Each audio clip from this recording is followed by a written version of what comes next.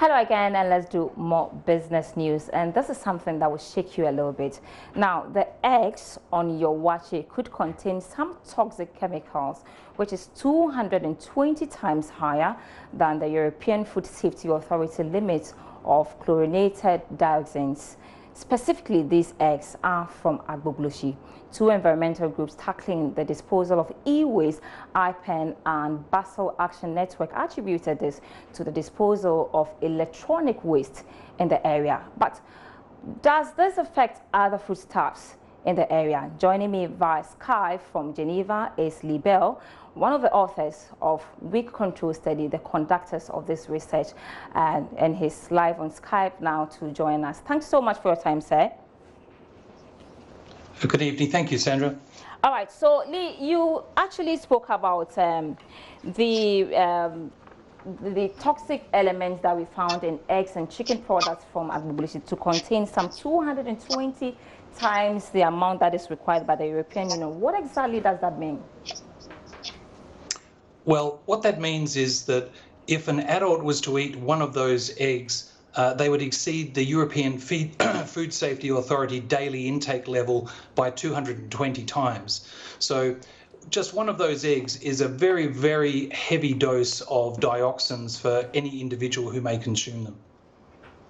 So it's higher than the required amount. So it means, should we be alarmed as a nation? It's far too high a level for human consumption, and it can lead to severe health problems for people who consume those eggs. I see. And so we all know Agbogboloshie is one of the biggest markets in Ghana. And so with this exposure to toxic elements, are we just limiting it to chicken products, or the foodstuffs from that area could also be affected?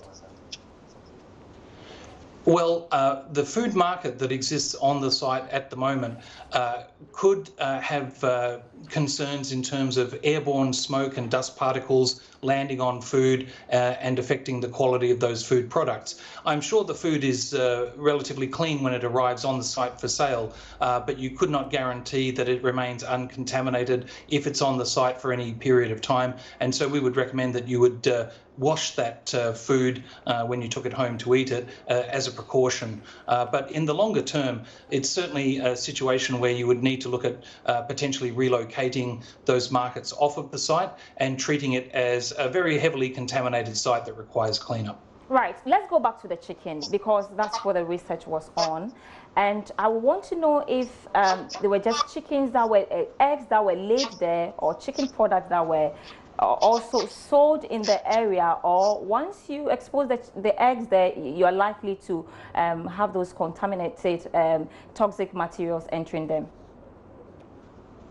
Okay, so the sampling involved taking eggs that were from chickens that were actually living on the site and foraging on the site. They weren't eggs that were commercially produced from elsewhere and sold on the site.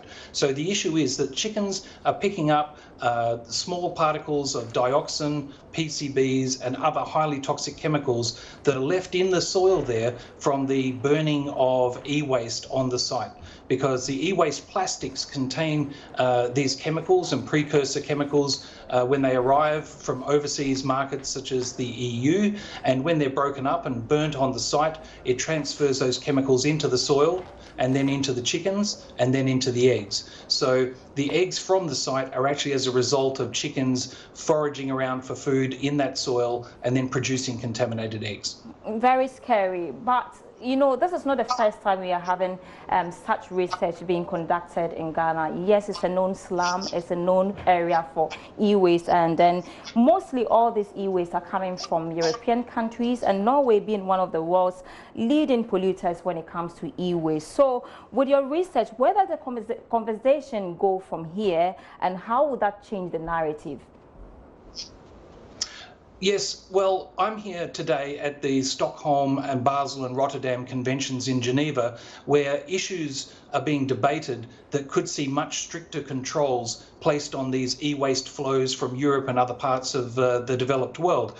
And one particular issue, the setting of hazardous waste limits, known as low POPs content levels, is a critical factor in stopping this type of e-waste material from leaving the shores of Europe.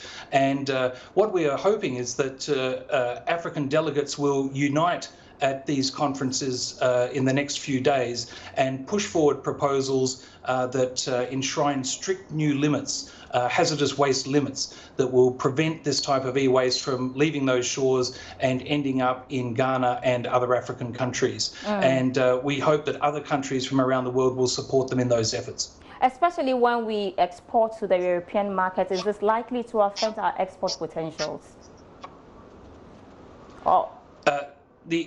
The export issues around hazardous waste, such as e-waste, are ones that need to be shut down effectively, because I'm talking in terms of chicken products. Chicken products, I mean. I beg your pardon? I'm talking in terms of chicken product to the European market.